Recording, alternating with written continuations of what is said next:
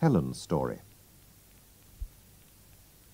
At the time of this story, I was still living at my friend Sherlock Holmes's flat in Baker Street in London.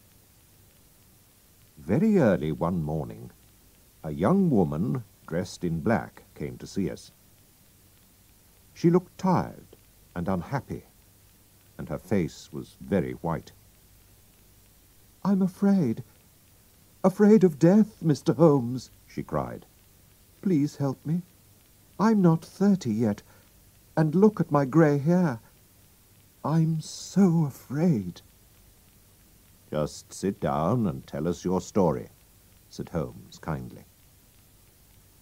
"My name is Helen Stoner," she began, "and I live with my stepfather, Dr. Grimesby Roylott, near a village in the country.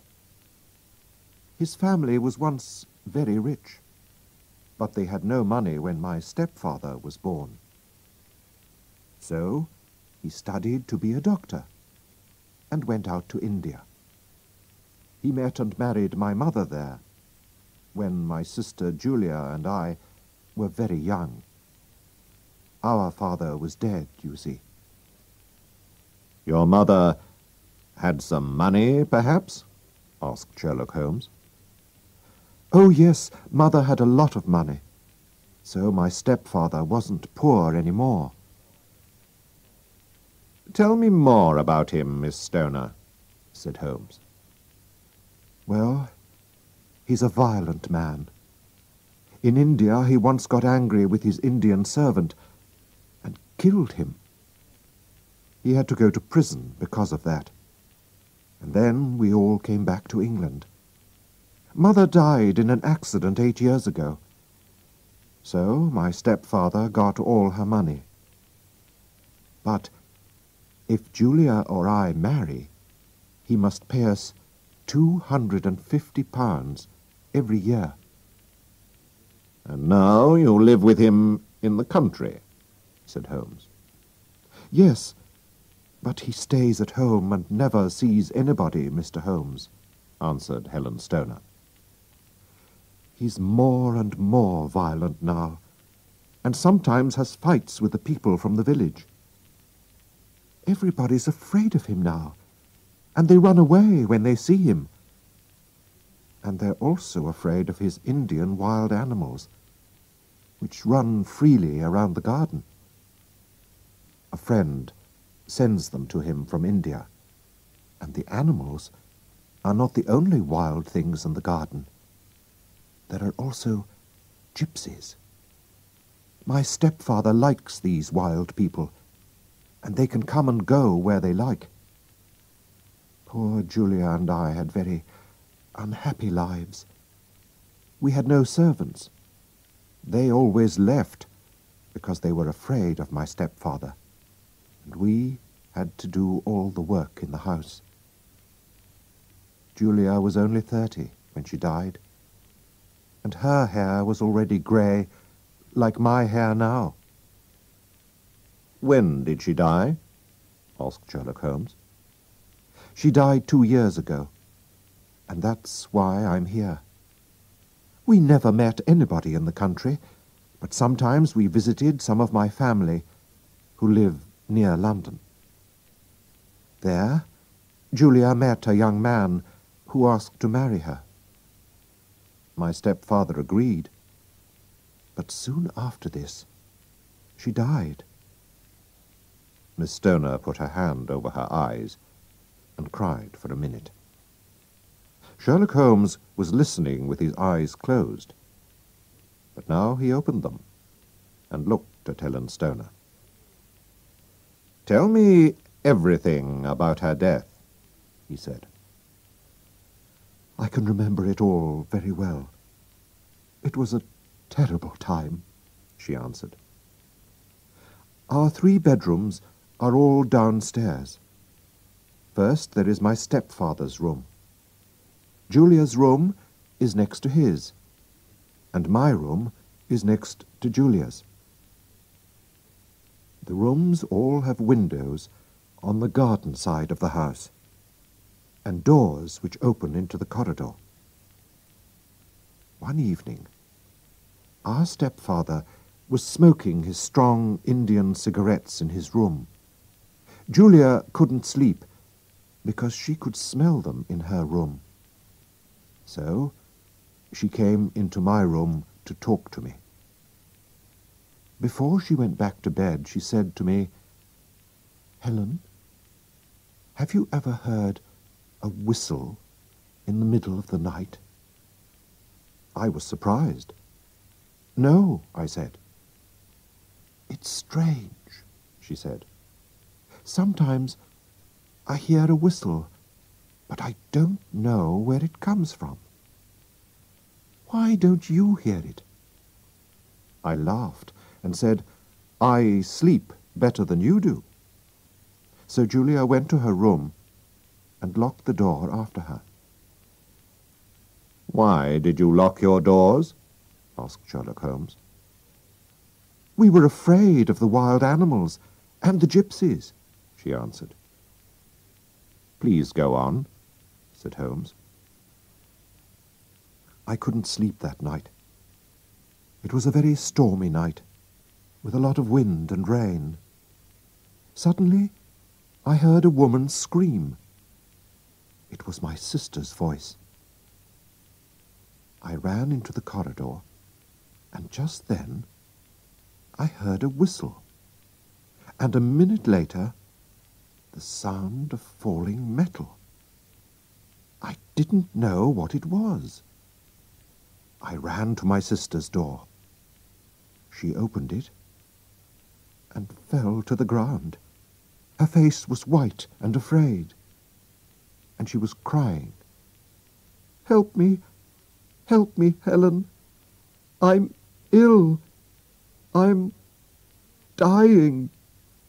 I put my arms around her, and she cried out in a terrible voice, "Helen! Oh, my God, Helen! It was the band! The speckled band!" She wanted to say more, but she couldn't. I called my stepfather, who tried to help her, but we could do nothing. And so, my dear, dear sister died. "Are you sure about the whistle and the sound of falling metal?" asked Holmes. "I think so," answered Helen. "But it was a very wild, stormy night. Perhaps I made a mistake. The police couldn't understand why my sister died. Her door was locked, and nobody could get into her room. They didn't find any poison in her body. And what was the speckled band? Gypsies wear something like that round their necks. I think she died because she was so afraid. But I don't know what she was afraid of. Perhaps it was the gypsies. What do you think, Mr. Holmes?" Holmes thought for a minute. He said. "That is a difficult question. But please go on."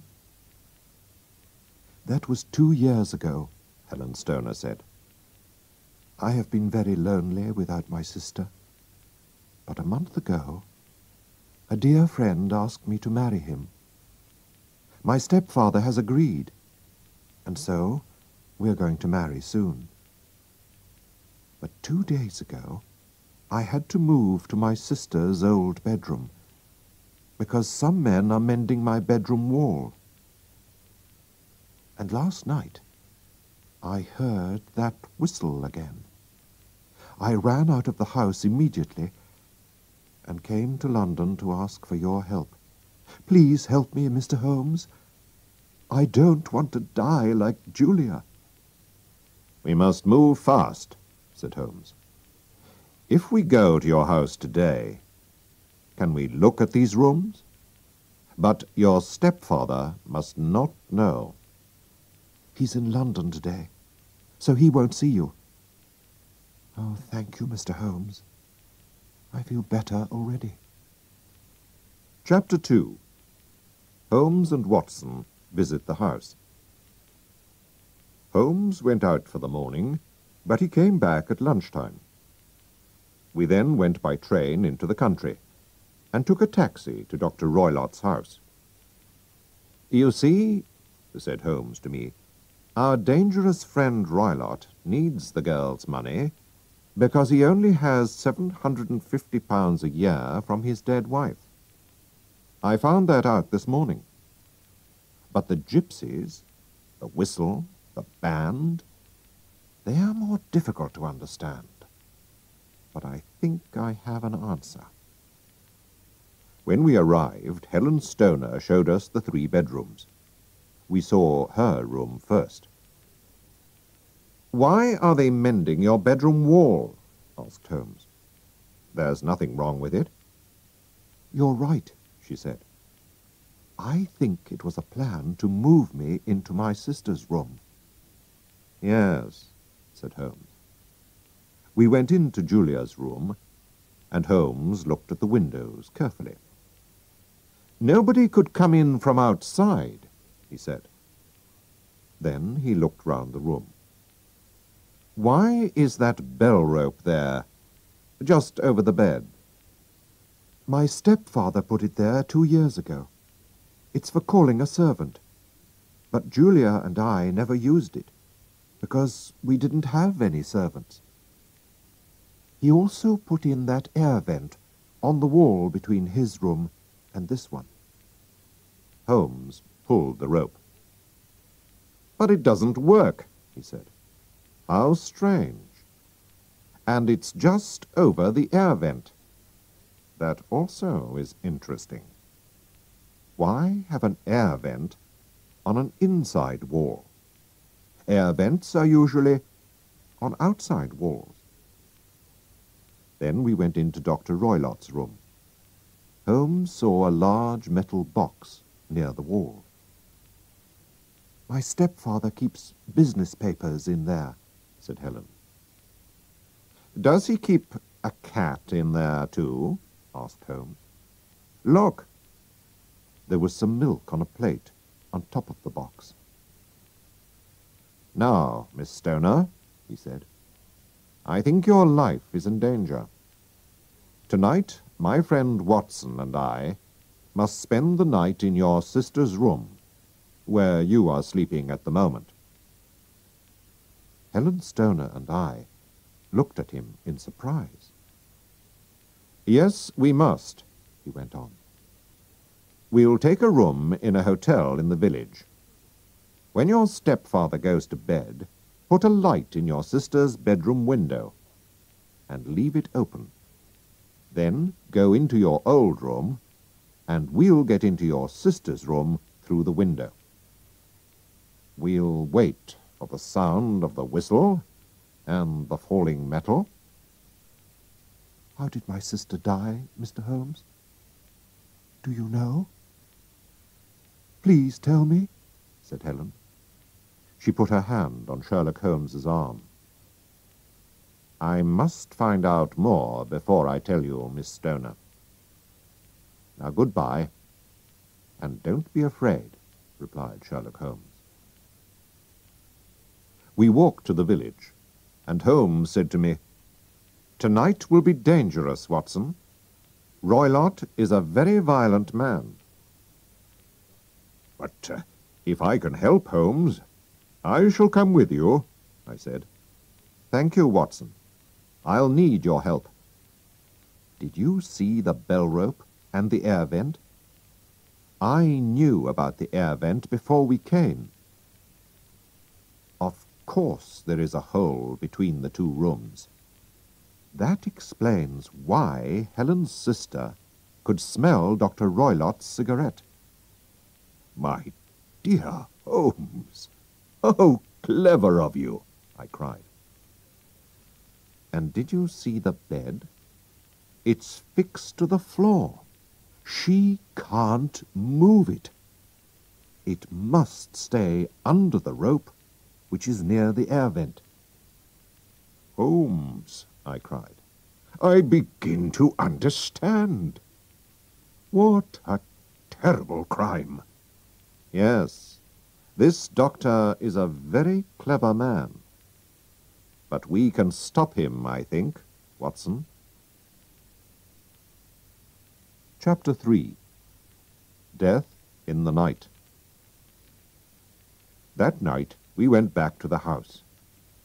When we saw Helen Stoner's light, Holmes and I got in quietly through the window. Then we waited silently, in the middle bedroom, in the dark.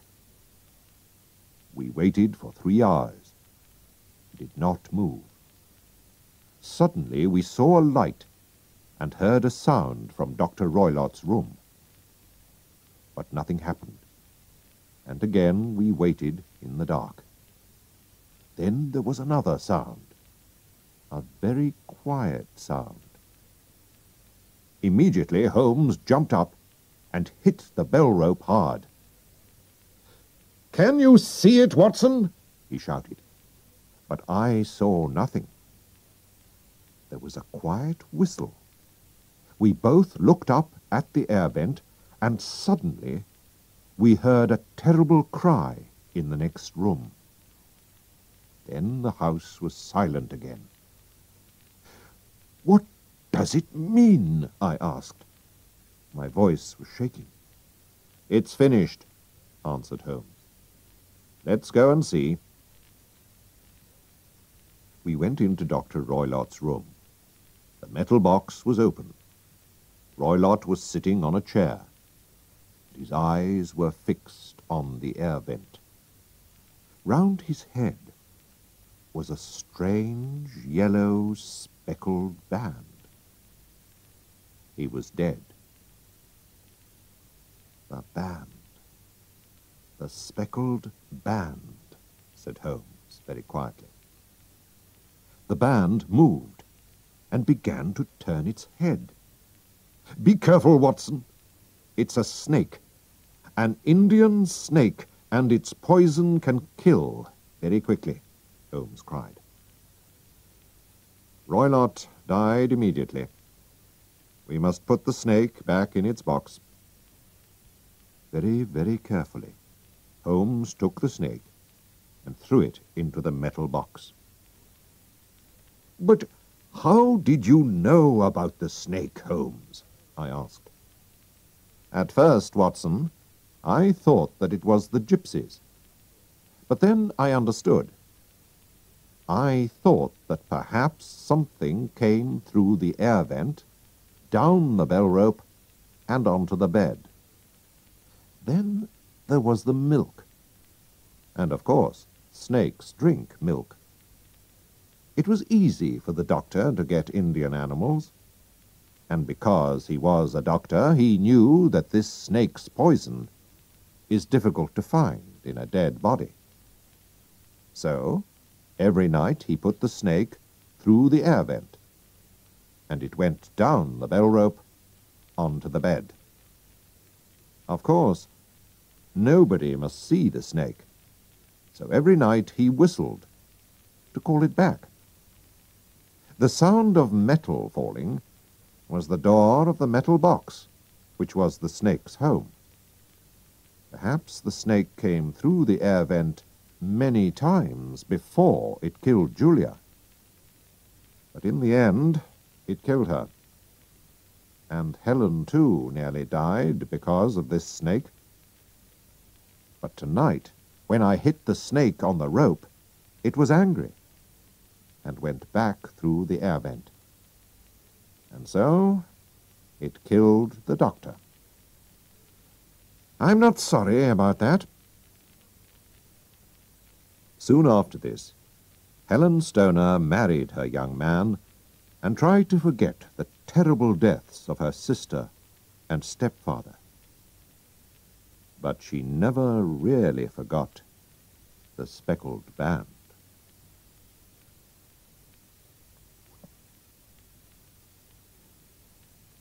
A Scandal in Bohemia.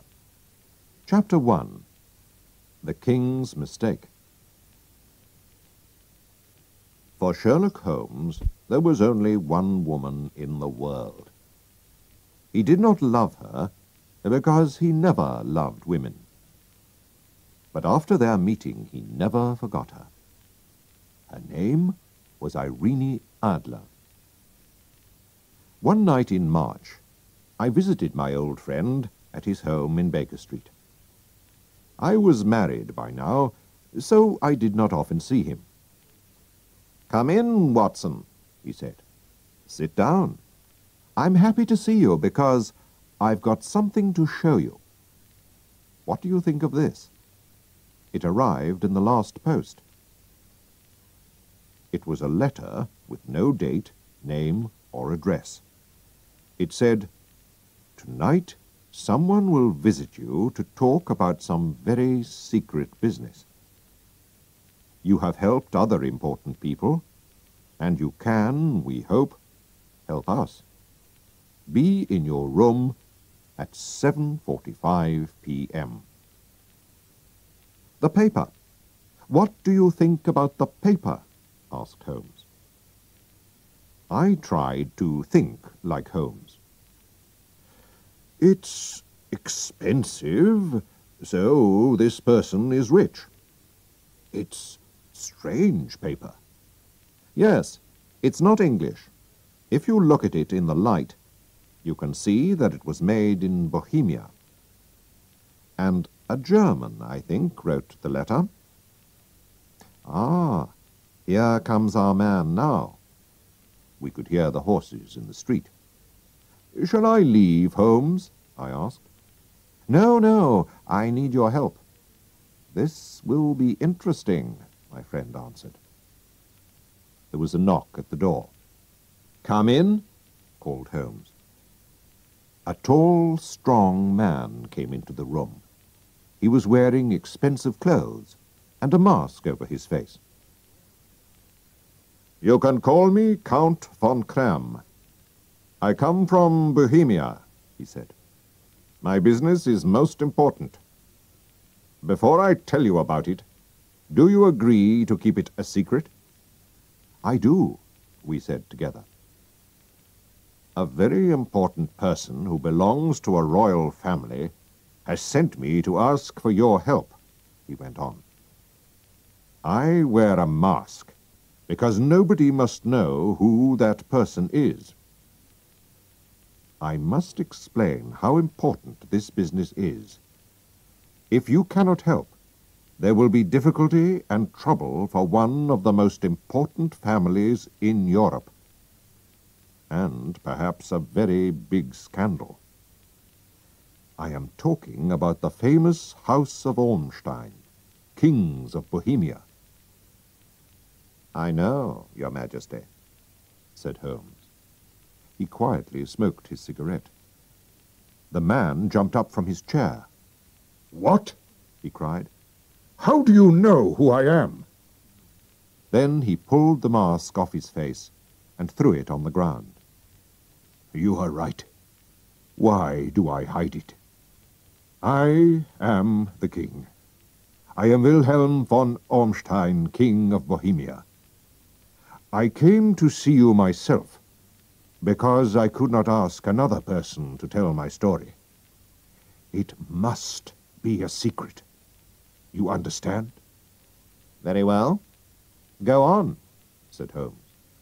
He closed his eyes and listened. 5 years ago, I met a woman called Irene Adler.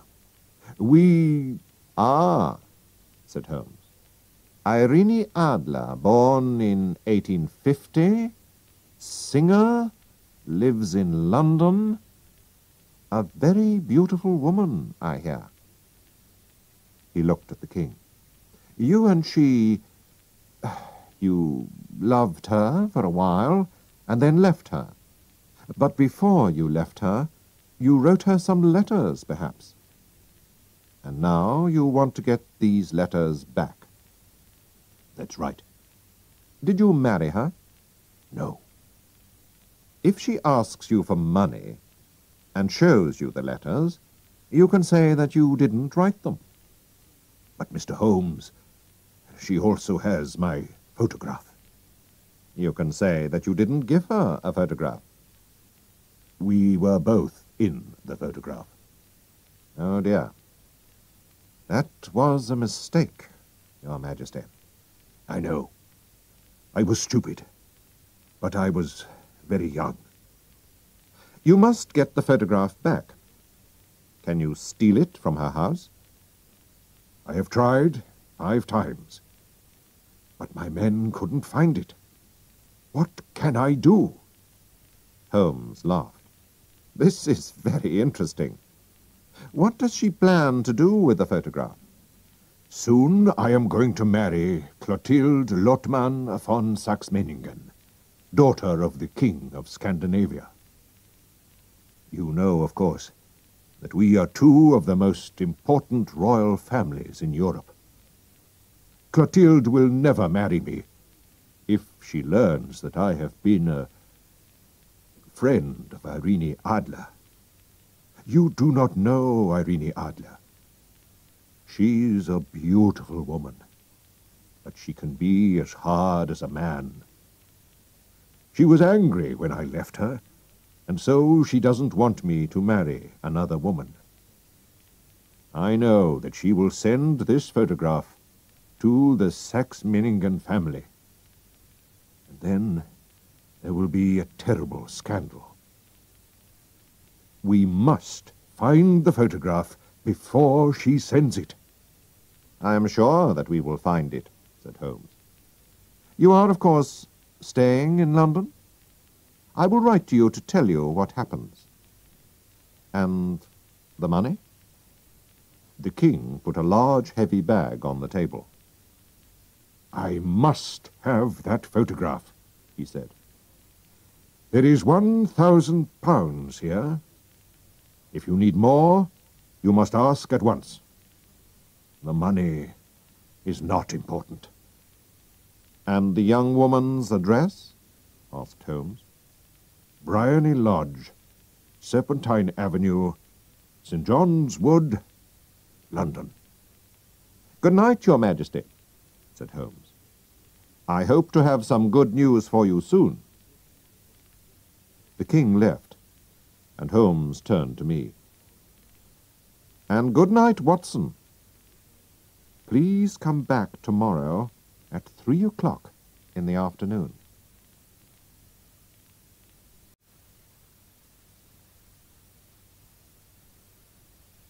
Chapter 2. A Servant Finds Out. When I arrived the next day, Holmes was not there. So I waited in his room. At 4 o'clock the door opened, and a very strange servant came in. He wore old, dirty clothes, and I had to look very hard before I saw that it was my old friend. "Holmes!" I cried. "Where have you been?" "I've had a very good day," he replied with a smile. "I've been outside Miss Irene Adler's house. Servants are always happy to talk, and so I have heard a lot about the young woman.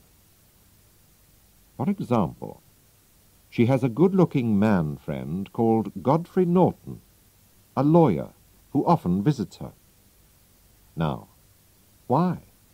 If he's her lawyer, perhaps she's already given him the photograph. But if he loves her, she won't show him the photograph." "Most interesting, Holmes," I said. While I was there, Mr. Norton himself suddenly arrived. I watched them through the windows. When he left, he jumped into a taxi.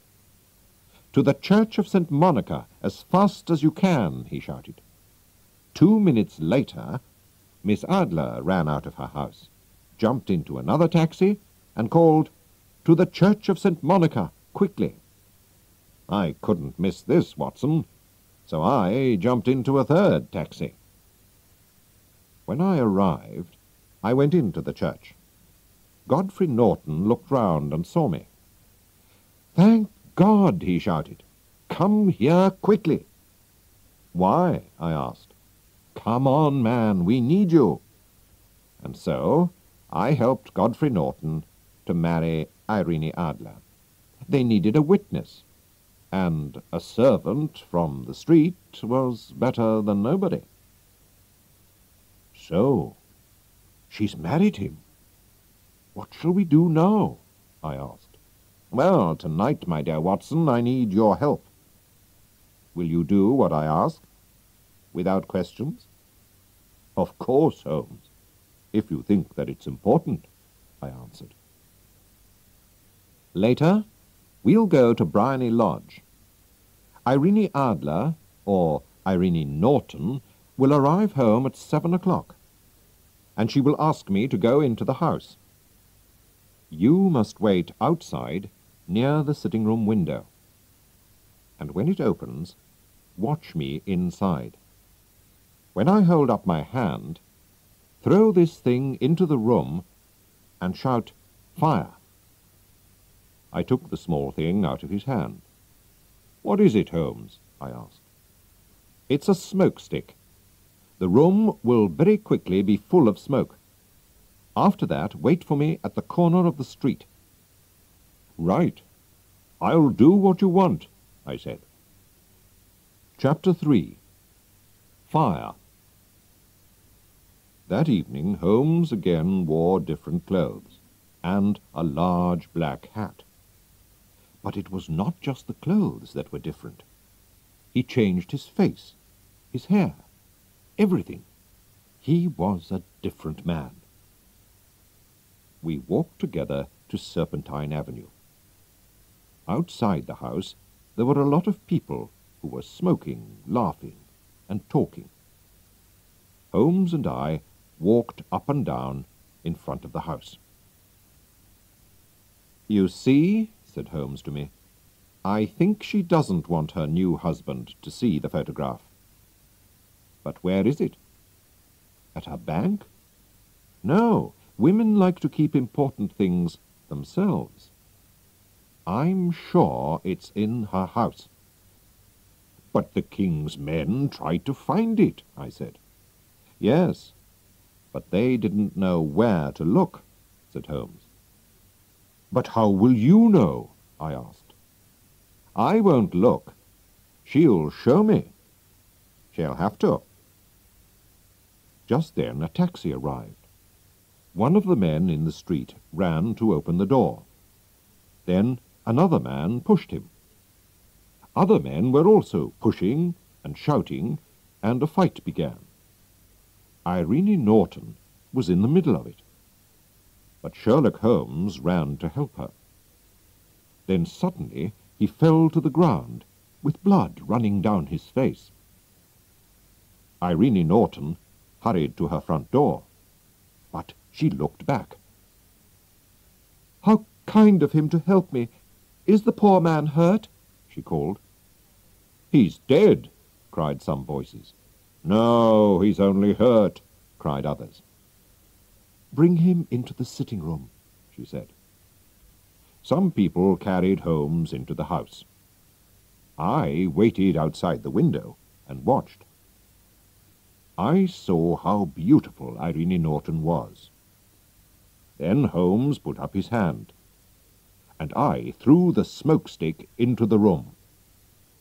Immediately the people in the street and in the house all began to shout "Fire!" very loudly. The house was full of smoke. I walked away, and 10 minutes later Holmes came to meet me. "Well done, Watson," he said. "Have you got the photograph?" I asked. "I know where it is." "She showed me," he answered. "But why did she show you?" "It's easy," he said, and laughed. "You saw all those people in the street? I paid them to help us. It wasn't a real fight, and the blood wasn't real. When people shout 'fire,' a woman runs to the most important thing in her house, her baby, her gold, or a photograph. Mrs. Norton ran to find her photograph, which is in a cupboard in the sitting-room. I saw it, but I did not take it. Tomorrow we will go to her house with the king. we'll go very early before she gets up. The king himself can take the photograph from the cupboard, and then we'll go." While Holmes was talking, we were walking home to Baker Street.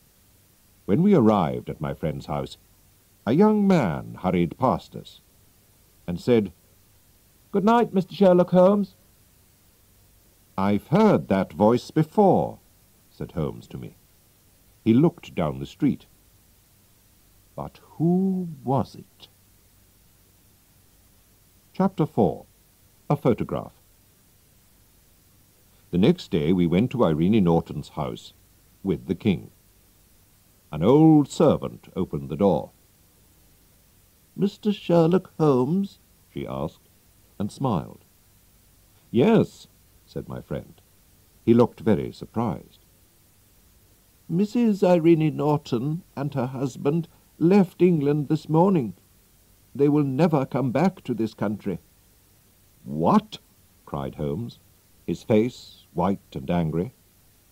"And what about the photograph?" cried the king. We all hurried into the sitting-room. Holmes ran to the cupboard and opened it. Inside was a photograph, not of Irene Adler and the king, but of the beautiful Irene alone. There was also a letter for Sherlock Holmes. We all read it together. "My dear Mr. Sherlock Holmes, you did it very well. I thought that it was a real fire, and that you were just a kind old man. But after I opened the cupboard, I began to think. I knew about the famous Sherlock Holmes. I knew your address, and I knew that the king asked you to find the photograph. So I quickly dressed as a young man and followed you home to Baker Street. I wanted to find out if you really were Sherlock Holmes. I said good night to you outside your door. My husband and I have decided to leave England. Please tell the king that I shall not show the photograph to anybody. I love my husband, and he loves me, and he is a better man than the king. But here is a different photograph, and the king can keep this photograph if he likes. Irene Norton." "What a woman!" cried the king. "Why didn't I marry her? What a woman!" "A very, very clever woman," said Sherlock Holmes coldly.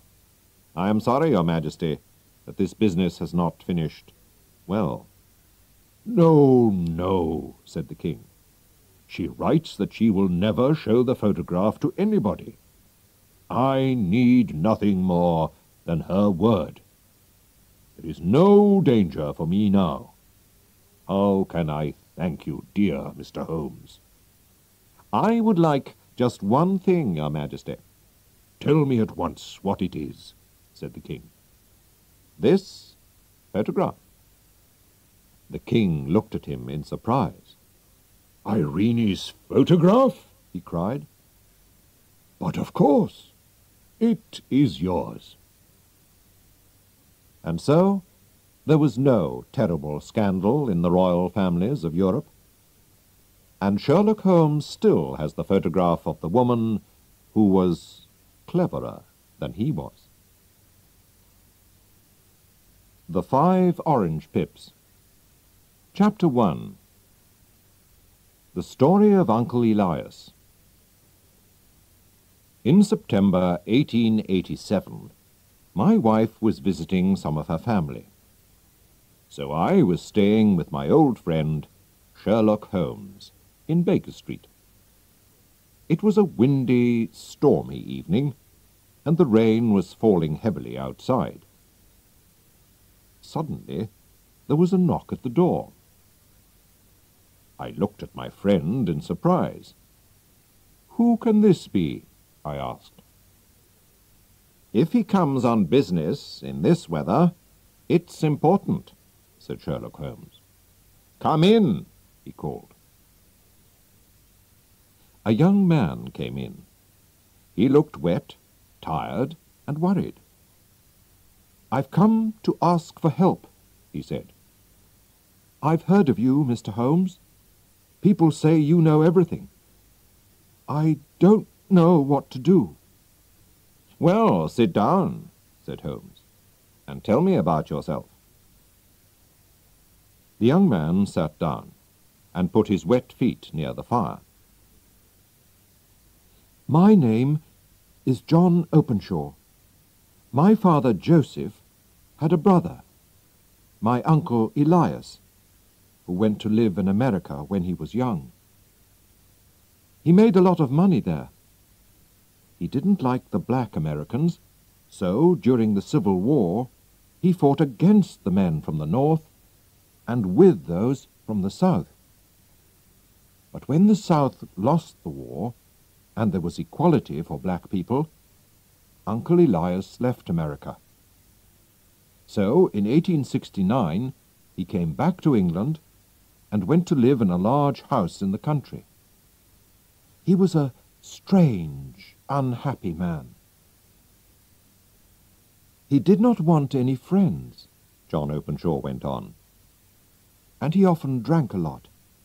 But he liked me, and when I was 12, I moved to Uncle Elias's house.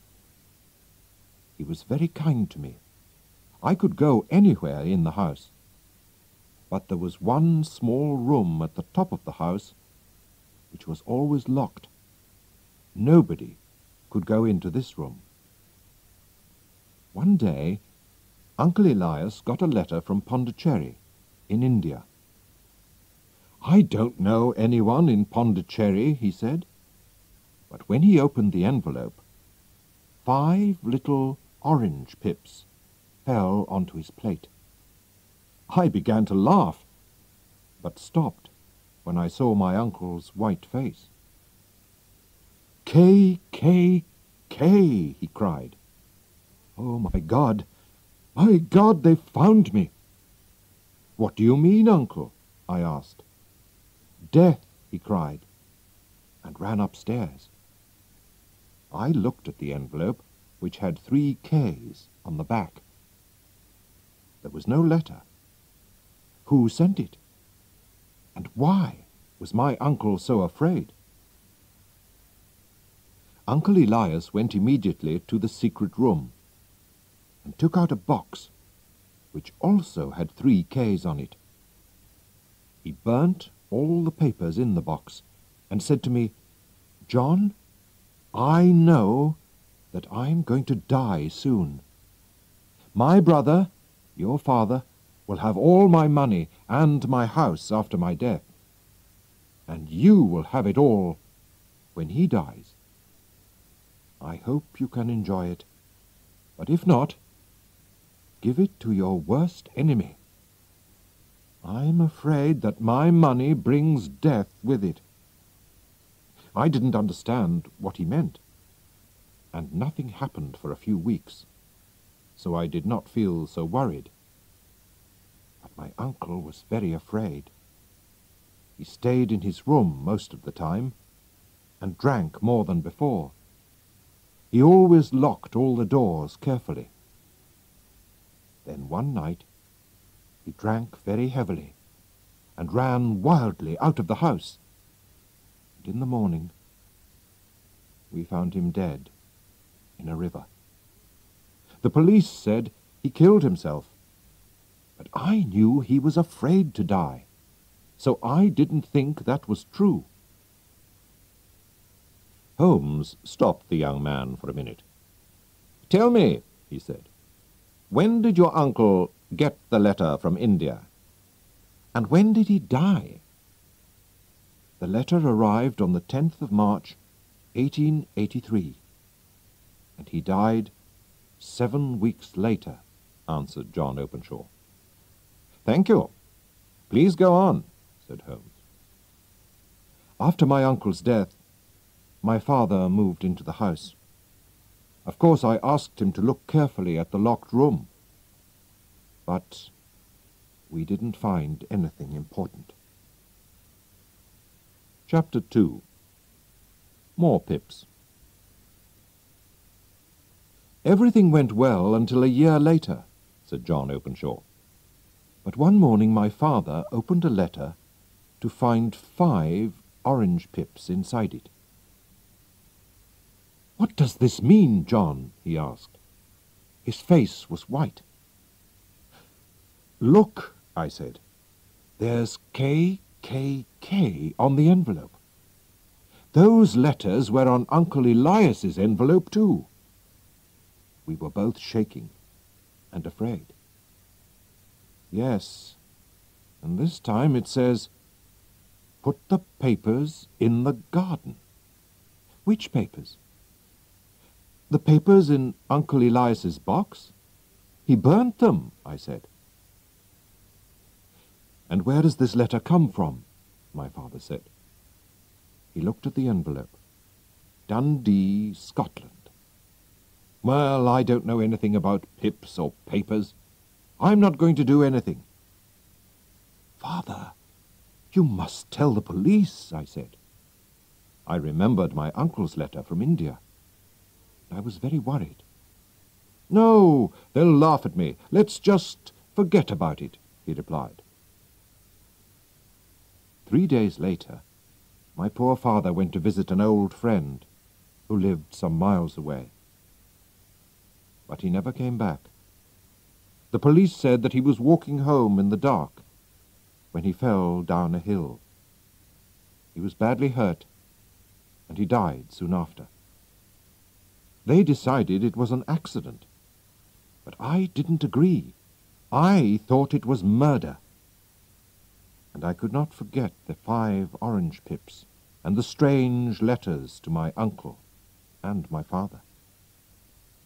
But I've tried to forget, and I've lived alone in that house for nearly 3 years now. And yesterday, I got this." The young man showed us an envelope with KKK on the back and 5 small orange pips. "You see," he said, "it comes from East London, and it says, 'Put the papers in the garden.' Those are the words that were in the letter to my father." "So, what did you do next?" asked Holmes. "Nothing," answered Openshaw. He put his head in his hands. "I don't know what to do. I'm afraid." "Nothing?" cried Holmes. "Young man, you must do something fast. You're in danger." "Well, I've talked to the police," said Openshaw unhappily. "But they laughed at me. They think that there's nothing to worry about." "How stupid they are!" cried Holmes. "And why didn't you come to me immediately? Your enemies have had almost 2 days to make a plan. Haven't you found anything which will help us?" "Well, I found this in the locked room," said John Openshaw. He showed us a small, half-burnt piece of paper. "It was with my uncle's papers. It's his writing. Look, it says, 'March the 7th, 1869, sent the pips to 3 people, Brown, Robinson, and Williams. March the 9th, Brown left. March the 10th, Williams left. March the 12th, visited Robinson and finished business with him.'" "Thank you," said Sherlock Holmes. "And now you must hurry home. Put this paper into your uncle's box. Put in a letter which says that your uncle burnt all the other papers. And put the box outside in the garden. I hope your enemies will be happy with that. And then you won't be in danger any more. How are you going home?" "By train, from Waterloo Station," replied Openshaw. "There'll be a lot of people in the streets, so I think that you'll be all right. But be careful." "Thank you, Mr. Holmes," said Openshaw. "I'll do everything you say." He went out into the dark night, the wind and the rain. Chapter 3. K. Sherlock Holmes sat silently and watched the fire. Then he said to me, "John Openshaw is in real danger. Why did his uncle Elias have to leave America? Because he had enemies. When he came back to England, he was afraid. That's why he lived a lonely life and locked all his doors so carefully. Now, where did those letters come from? Did you see?"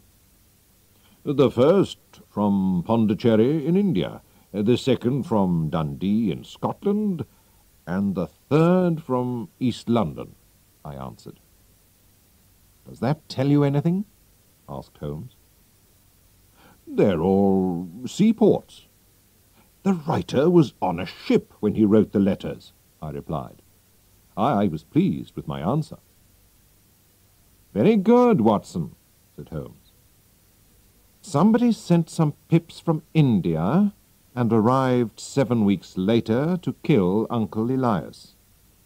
Then he sent some pips from Scotland and arrived 3 days later to kill John's father. You see why I'm worried now? He has sent pips to John from London. John's enemy is in London already." "Good God, Holmes," I cried. "Who is this man?" "More than one man, I think. They belong to the Ku Klux Klan. That explains the KKK. Haven't you ever heard of it? It's a very secret group of Americans from the South.